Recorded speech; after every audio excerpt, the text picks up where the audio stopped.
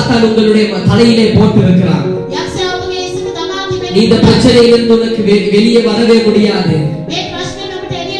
கவலையை போட்டிருக்கிறான். நீ இந்த பிரச்சனையிலிருந்து வெளியே வரவே முடியாது.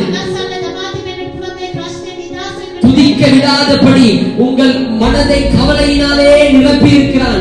ஜெபிக்க விடாதபடி கண்ணீரினாலே நிரப்பி இருக்கிறான்.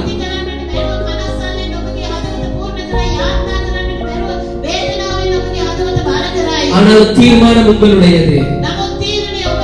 நன்மை செய்த தெய்வத்திடம் திரும்ப போகிறீர்களா, இல்லாவிட்டால் பிசாசினுடைய பொய்களை நம்பி அதிலே சாக போகிறீர்களா என்பது உங்களுடைய தீர்மானம்.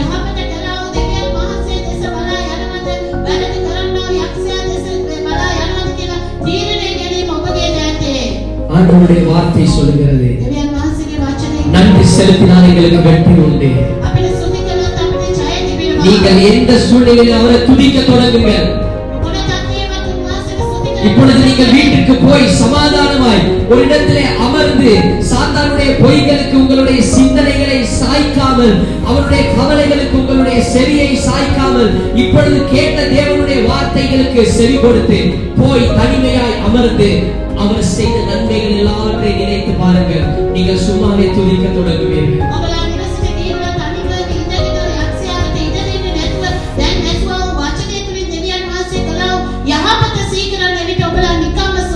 கவலை கண்ணீர் மறக்கணும். கர்த்தரை நோக்கணும். பிரதர், எனக்கு கவலையை மறக்க முடியலையே, இந்த பிரச்சனை என்னை விட்டு போக மாட்டேங்குதே, இந்த நோய் என்னை விட்டு போக மாட்டேங்குதே, எனக்கு தொழிலிலே பிரச்சனை முடிய மாட்டேங்குதே. என் மனைவி இருந்தது போலவே தானே இருக்கிறார், என்னுடைய கணவன் இருந்தது போலவே தானே இருக்கிறார், என்னுடைய சூழ்நிலை இருந்தது போலவே தானே இருக்கிறது. எப்படி கவலையை மறக்க முடியும்? எப்படி கண்ணீரை மறக்க முடியும்? உங்களால் முடியாது. ஆனால் தேவனுடைய வார்த்தை சொல்லுகிறது, மனுஷனால் கூடாதவைகள் தேவனால் கூடும். மனுஷனால் கூடாதவைகள் தேவனால் கூடும்.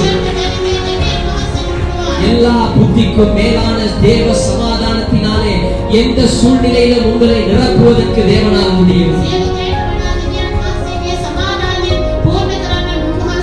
தேவன் எங்களுக்குள்ளே இருந்தால், அக்கினியிலே நடந்தாலும் தண்ணீரிலே நடந்தாலும் அந்த அக்கினியும் தண்ணீரும் எங்களை ஒன்றும் செய்ய போவதில்லை. எங்களுடைய சமாதானம் பூரணம்